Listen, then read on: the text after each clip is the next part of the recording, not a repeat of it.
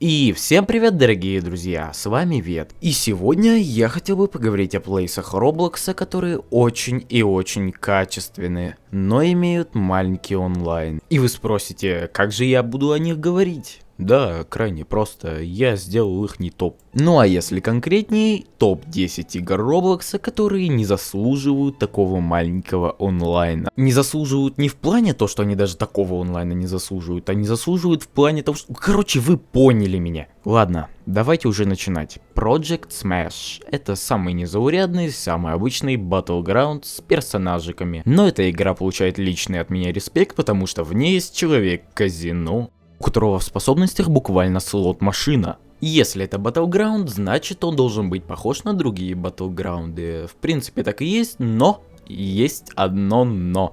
Здесь нет хп. Вместо хп здесь проценты. Чем выше тебя процент, тем дальше тебя откидывает. Ну и так как тут есть границы карты, которые тебя убивают, ты просто их касаешься и умираешь. В принципе, на этом концепт закончен. Ну и да, поздравлю разрабов с 3-летием игры. Как бы поддерживать какую-то игру 3 года достаточно сложно. В остальном, это самый обычный, ничем не отличающийся по основным механикам Battleground. Ну могу дать респект за то, что эта игра достаточно часто обновляется и в ней добавляют новых героев. Правда, этих героев уже больше 50 штук, и на их покупку потратится где-то примерно полжизни, но это уже не важно. Играть в это или нет, выбирать уже вам. Ну а мы идем к 8-му месту. На 8-м месте у нас Overlooked. Это игра в жанре тайкун, но немного не свойственная для Роблокса, как вы можете видеть. И не только потому, что оно 2D, а еще и потому, что оно развивает мозг. Хотя хз, этот факт я не проверял. Но зато вы начнете лучше понимать, как работает интернет. Ведь в этой игре вам предстоит продавать данные, а именно текстовые, картинки и видео. Да. Давайте немного поясню получше, чтобы даже такие дегенераты, как я, смогли это понять. Значит, у нас есть интернет. У нас есть продавец. Также у нас есть коллектор, который собирает деньги. У нас есть создатель текста, который мы подключаем к интернету, и он начинает создавать текст. После чего мы можем подключить текст к антивирусу, который не будет работать, пока к нему не подключить процессор. После чего антивирус начнет разделять текст на безопасный и на вирусный. После чего мы подключаем вирусный текст к антивирусу, который мы подключаем к процессору. И этот текст становится тоже безопасный. После чего мы наконец-то можем продать этот текст за выгодную сумму. Подключаем оба безопасных текста к продаже, а после чего к продаже подключаем output. И уже то, что выходит из продажи, это деньги. Подключаем их к коллектору, и он будет собирать эти самые деньги. И это я рассказал только одну из самых первых и самых банальных цепей. Ведь дальше там можно будет открывать очень многое, такие как продажа звука, продажа игр, продажа видео, и даже можно будет открыть видеокарту и начать майнить. Ладно, что-то мы задержались на этой игре, переходим к 7-му месту. 7-е место в топе заняла игра Colony, ну или же Колония. Не строгого режима, но тоже сойдет. В этой игре, как ни странно, вам придется развивать колонию. Каждый день в колонию к вам будут приходить выжившие, которых вы можете назначать на разный род деятельности, там копание, рубка дерева, ну или же фермерство. Если ты главнокомандующий этой колонии, это не значит, что ты не можешь батрачить на шахте или же добывать дерево. И ты спросишь, зачем же тебе это добывать, если NPC и так за тебя все сделают? Да, крайне просто, ты как игрок добываешь гораздо быстрее. Да и в игре по факту нет таких ресурсов, как камень или дерево. Все автоматически перерабатывается в деньги. И вы спросите, что же можно делать за эти деньги? Да, можно купить себе калаш, можно улучшиться, можно сделать печку. Ну а теперь поговорим о том, что будет угрожать нашей колонии, а именно зомби. Они будут появляться из вот этого вот красного тумана. И разнообразие у них достаточно, приличное. Там на 5-ю ночь ко мне приехал катапульта нахрен. Ну, собственно, этого разнообразия я и не выдержал. На 6-ю ночь я сдох. Вся моя колония разрушена. Спасибо большое. Ну, ладно, давайте перейдем к 6-му месту.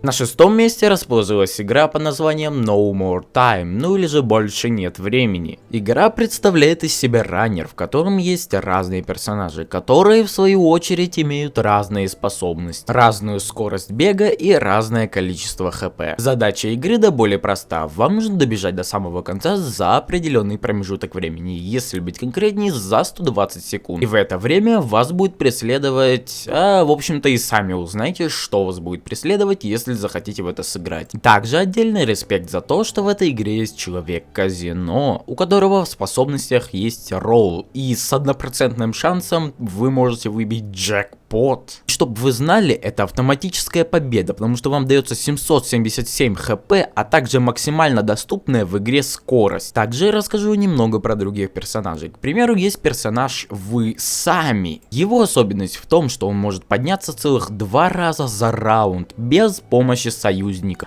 Да, я забыл сказать, здесь союзники могут вас поднимать. Если вы каким-то образом потратили все свои хп, тогда вы упадете, и союзники смогут вам помочь. А также здесь почти на каждой карте есть мини-игра. К примеру, вот тут есть самолетик. Да.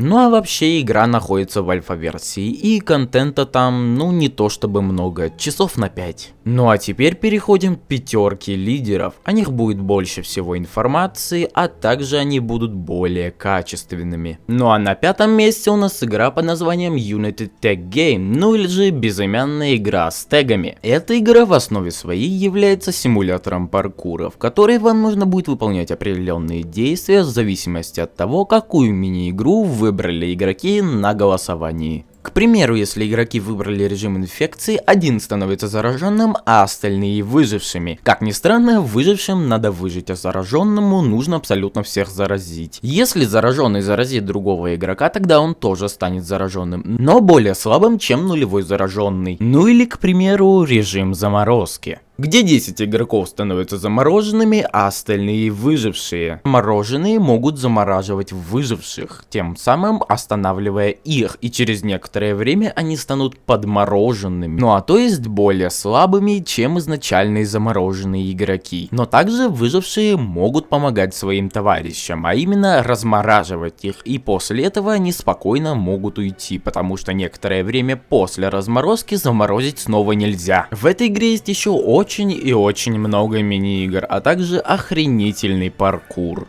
Ну еще можно использовать эту игру как фон для шортсов или тиктока. Ну а на четвертом месте у нас The Battle Bricks. The Battle Bricks — это игра в жанре...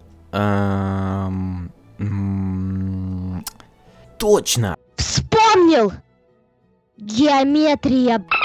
The Battle Bricks — это синглплеерная игра в жанре Tower Defense, в которой нам нужно защищать нашу башню от юнитов врага своими юнитами. Также между боями мы можем прокачивать нашу базу, нашу экономику, а также награду за убийство врагов. И еще много-много другого. Ну а для того, чтобы это прокачивать, нам нужен опыт, который мы получаем за победу в боях. Ну а количество опыта зависит от того, какой именно уровень вы прошли и на какой сложности. Чем выше сложность, тем больше опыта. А также эта игра состоит из 4 кампаний, и каждая кампания минимум из 30 уровней. Наслаждайтесь. Ладно, переходим к тройке лидеров. Эта тройка является самыми качественными проектами из этого топа. Именно поэтому о них будет больше всего информации, а также я поговорю об ихнем саунд-дизайне. Ладно, погнали. На третьем месте у нас располагается игра Die of Dead, или же Умереть от смерти. Die of Dead — это игра в жанре бегай от маньяка, пока не закончится таймер, чтобы выиграть. В начале каждой катки вам дается 3 карты с 2 способностями. Всего есть 7 способностей, а именно удар, бонус спад, револьвер, невидимость, хил, таунт, банан, хот-дог, испуг, рыбок. А также есть специальные способности, если карта зеленого цвета. Также случайно вместо обычного раунда может начаться специальный раунд. Они отличаются тем, что начинается случайное событие. К примеру, все игроки-убийцы должны сражаться между собой. В этой игре всего 5 убийц. У каждого убийцы минимум по 7 скинов. Каждый скин имеет свою заглавную тему, специально написанный для этого скина или же ремикс популярной песни. А также именно в этой игре появилась легендарная Fresh meat. Ну а также я просто не мог не вставить в это видео этот трек. Немного для контекста, чтобы вы поняли всю эпичность происходящего. Представьте, вы один выживший против 9 убийц. И начинается вот этот трек, просто охрененный.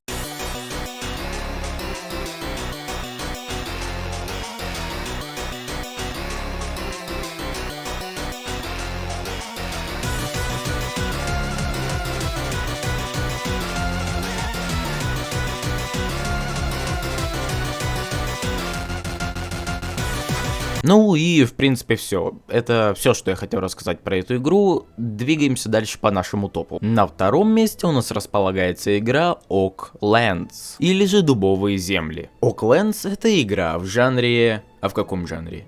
Ах, да, точно. В жанре тайкун, симулятор лесоруба, симулятор шахтера, симулятор продавца, симулятор создателя красителей, выживание, охота на желейных червячков, симулятор исследователя, симулятор охоты на божественные деревья. И это я только перечислил 50% всех жанров в этой игре. А также я могу с уверенностью сказать, что абсолютно все сказанное мною ранее правда, потому что я наиграл в эту игру 300 часов. Но так как ты скорее всего ничего не понял, я объясню все с самого начала и более подробно. Игра начинается с того, что ты спавнишься на своей территории, вместе с машиной, которую тебе нужно разместить. И твоя первая машина будет выглядеть как ржавый тазик. Буквально.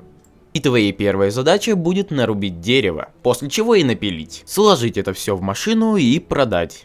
И этим вы будете заниматься большую часть времени. Здесь есть разные виды деревьев, каждый вид дерева стоит по-своему, здесь есть пилы, топоры. Здесь можно полностью автоматизировать переработку и распил дерева. Также здесь есть логика, и в теории можно создать компьютер и запустить на нем, не знаю, Тетрис. Также важно знать, что разработчики умеют прикалываться над игроками. Вот видите вы камень с желтыми вкраплениями. Ну думаете, золото. Подходите, вскапываете, смотрите, а там написано какой-то пурите. Гуглите, значит. Ага, понятно. А также в этой игре можно снять улей с дерева, переработать его с помощью пилы и продать за 1000 баксов. Ну а если вы тех же кровей, что и я, вы можете еще и пчел взять и запихнуть в банку и их еще продать. А также эта игра достаточно часто обновляется. Вот, недавно добавили прокачку. Также часто проходят ивенты и даже не всегда сезонные. Переходим к первому месту моего топа. Combat Initiation, или же Инициация битвы. Combat Initiation — это игра в жанре Ultra Kill или Doom с огромным количеством аксессуаров и оружия, которое можно прокачивать. В эту игру можно играть компанией до 6 человек. В этой игре нужно зачищать волны, попутно накапливая очки стиля и желательно не умирать. Основная механика этой игры — это парирование. Парирование — это идеальное попадание в тайминг атаки врага, с помощью которого чаще всего отменяется эта самая атака, или же если это снаряд, отбивается. Причем иногда это парирование доходит до абсурда. К примеру, можно отбить огромный кинжал огромного робота с помощью гаечного ключа. Ведь парировать здесь можно почти все. И я больше ничего не могу сказать про эту игру. Не потому что там нечего говорить. Нет, потому что я не хочу спойлерить. Ведь эта игра является одной из лучших игр на данный момент в Роблоксе. По-моему, даже лучше, чем Doors. Вы просто послушайте трек, который специально написан для этой игры, для битвы с финальным боссом первого акта.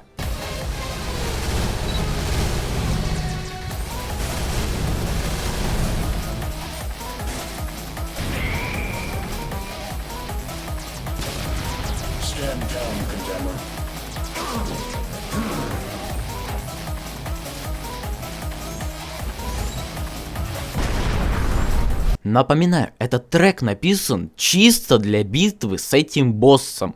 Больше в игре он нигде не используется. То есть написали такой охрененный трек чисто для 20-минутного босс-файта. Как вы поняли, это конец видео. Поставьте, пожалуйста, лайк, подпишитесь на канал. Надеюсь, встретимся не как в прошлый раз, через месяц. Всем до скорых встреч.